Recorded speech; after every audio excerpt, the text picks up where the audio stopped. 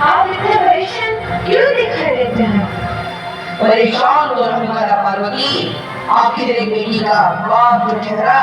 पार्वती, अब उसके हाथ पीले करने का समय आ गया है। पर हमारी आनंदी तो अभी सिर्फ 9 साल की है। अभी तो उसके पढ़ने, लिखने और खेलने कूदने के दिन है। देख पार्वती, लड़कियां पराया धन होती है और जितना जल्दी इन्हें घर से विदा कर दे उतना अच्छा है। कल से आनंद की पढ़ाई लिखाई बंद। पर बाबू, इसमें मेरी क्या गलती है? आप मुझे पढ़ाई करने क्यों नहीं देते? तेरी गलती है कि तू एक लड़की है। लड़का होती तो क्या बाबू? लड़का होती तो क्या? लड़की, ज्यादा जबान न चला, नहीं तो जबान हलक से खींचकर बाहर निकाल दूंगा। बाबू, मैं पढ़ लिखकर कुछ बनना चाहती हूँ। मेरी पढ़ाई ना रोको बाबू। आनंदी, तुझे पढ़ना है तो पढ़, लेकिन सारी उम्र बाप की छाती पर ही बोझ बनकर ना रहे। पर बाबू, अभी तो मेरी उम्र पढ़ाई लिखाई की है। मुझे पढ़ लिखकर डॉक्टर बनना है। पढ़ाई पढ़ाई पढ़ाई, आज तो मेरी किताबों का काम तमाम करके ही छोड़ूंगा। ये नहीं बाबू, मत मारो बाबू। नहीं बाबू, नहीं। बाबू, ये तुमने क्या किया? तुमने मेरी किताबों को ही नहीं पढ़ा बाबू। मेरी किस्मत फाड़ दी, मेरी किस्मत। ये काफी किताबें ना सिर्फ छोरों के हाथ में अच्छी लगती है, लड़कियों के हाथ में तो सिर्फ बहन ही अच्छी लगती है, मैं नहीं। पर बाबू, मैं लड़की हूँ तो क्या हुआ? लड़का और लड़की तो हमारी दोनों आंखों के समान होते हैं। चुप कर आनंदी, और यह एहसान मान कि अब तक जिंदा है तू।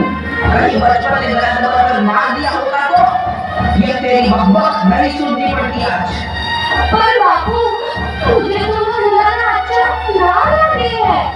देख छोरी, जितना जल्दी हो तू चूल्हा जलाना सीख ले, उतना ही अच्छा है तेरे लिए। और हाँ, तेरा ब्याह तो होगा, वो भी कल के कल। अगला जीवन है तुम्हारी ये कहानी। आंचल में है दूध और आंखों में है पानी। मुझे माफ कर दे बेटी, तेरे बापू के जिद के आगे मेरी एक न चलेगी। माफ कर दे बेटी, मुझे माफ कर दे। इस प्रकार मात्र 9 वर्ष की छोटी उम्र में आनंदी का विवाह गोपाल राव जोशी से हो गया। बाल विवाह एक सामाजिक कुरीति है और इस कुप्रथा का शिकार होना पड़ा आनंदी को। 5 वर्ष बाद आनंदी 14 साल की हो गई है। उसके घर एक शिशु ने जन्म लिया है। देखते हैं आगे क्या हो। देखिए ना, इसे क्या हो गया है? इसका माथा तो अंगार की तरफ तप रहा है। इसे तो बहुत तेज बुखार है। आप बिना कुछ भी बोलते हैं, दीजिए मुझे। माधव, जल्दी से वैद्य जी को बुला के लाओ। जी, अभी बुला के लाता हूँ। ये तुम क्या कर रही हो आनंदी? भगवान की विभूति लगा रही हूँ। बस करो आनंदी, ये सब अंधविश्वास है। अरे आप यकीन तो कीजिए, भगवान की कृपा से इसका माथा ठंडा हो रहा है और बुखार भी उतर गया है ना बाबू? देखिए, दीजिए मुझे। उठो बाबू, आंखें खोलो, तुम्हें तुम्हारी माँ बुला रही है। आंखें खोलो, देखिए ना इसे क्या हो गया है? आंखें भी नहीं खोल रहा। आंखें खोलो बेटा। आप चुप क्यों है? आंखें खोलो बेटा, आंखें खोलो। आनंदी, हमारा बेटा कभी आंखें नहीं खोलेगा। नहीं, ऐसा नहीं हो सकता। मेरे बेटे को मुझसे कोई नहीं छीन सकता, कोई नहीं छीन सकता। पागल मत बनो आनंदी। माधव,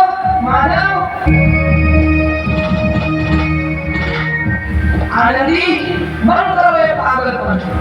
भगवान ने मेरा बच्चा छीन लिया। भगवान ने नहीं, तुम्हारी अशिक्षा और अंधविश्वास ने तुम्हारा बच्चा छीना है। अगर तुम पढ़ी लिखी होती तो आज हमारा शिशु जीवित होगा। तुम अनपढ़ थे आनंदी। नहीं, अब मैं अनपढ़ नहीं रहूंगी मैं अनपढ़। मैं पढ़ूंगी ताकि कल किसी और आनंदी को इलाज के अभाव में अपना बच्चा ना खोना पड़े। शाबाश रानी, और यही तुम्हारे अपराध के लिए प्रायश्चित भी है। सबसे निकट तू है नबी। आनंदी, तुम्हारी 12वीं का परिणाम आ गया है। तुमने पूरे कॉलेज में प्रथम स्थान अर्जित किया है। दिल कुछ जहां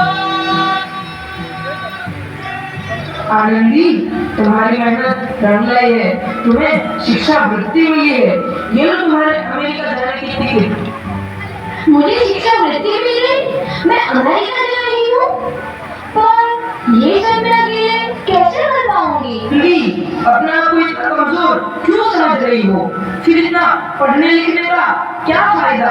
तुम अभी गवार की गवार नहीं हूँ मैं अब गवार।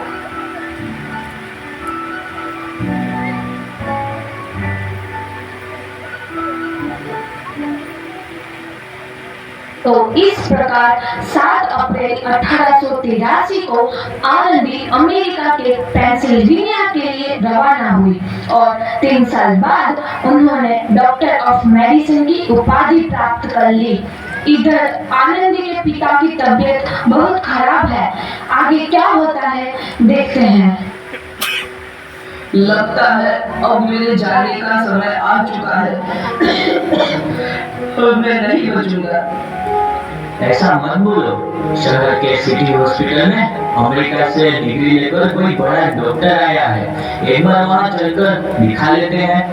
हाँ, सही बोला भैया। कम से कम दिल को तसल्ली तो मिल जाएगी। हाँ हाँ, चलो चलो जल्दी हॉस्पिटल चलते हैं।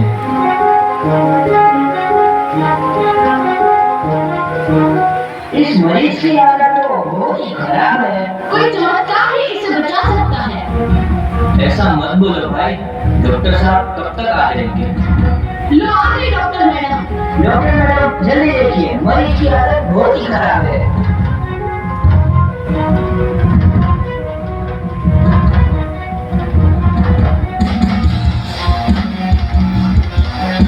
अब आप बिल्कुल ठीक हैं।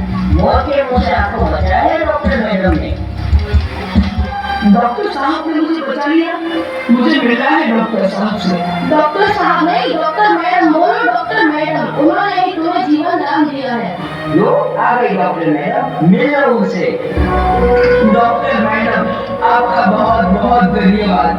आपने मेरी जान बचाई। इसके बदले में मैं गरीब भला आपको क्या दे सकता हूँ? वचन चाहिए मुझे कि कभी ये नहीं कहोगे कि लड़कियां कुछ नहीं कर सकती। वचन? ये कैसा वचन? अरे श्यामला, तुमने पहचाना नहीं? तुम्हारी बेटी आनंदी। आनंदी? मेरी बेटी आनंदी डॉक्टर? हाँ बाबू, वही आनंदी जिसके लिए बचपन में तुमने चूल्हा और दूल्हा के अलावा कुछ नहीं सोचा था। आनंदी, आनंदी मेरी बेटी, मुझे माफ कर दे। मैं तेरा गुनहगार हूँ बेटी। नहीं बाबू, वही आनंदी जिसके हाथ में लेकर के तुम उसकी सारी जिंदगी काला कर देना चाहते थे। माफ कर दे मुझे मेरी बच्ची, माफ कर दे। मेरा अपराधी हूँ मेरी बच्ची, माफ कर दे। नहीं बाबू, मैंने तो तेरा एहसान चुकाया है। याद है ना अपना एहसान जो बचपन में तुमने मुझ पर किया था? ताने सुना कर जीते जी मारना आता मुझको। अब बोल, और किसको मारेगा?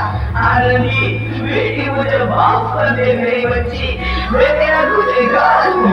बाबू, आपने ही तो बोला था किताबें सिर्फ बेटों के हाथ में अच्छी लगती है, बेटियों के हाथ में तो सिर्फ मेहंदी।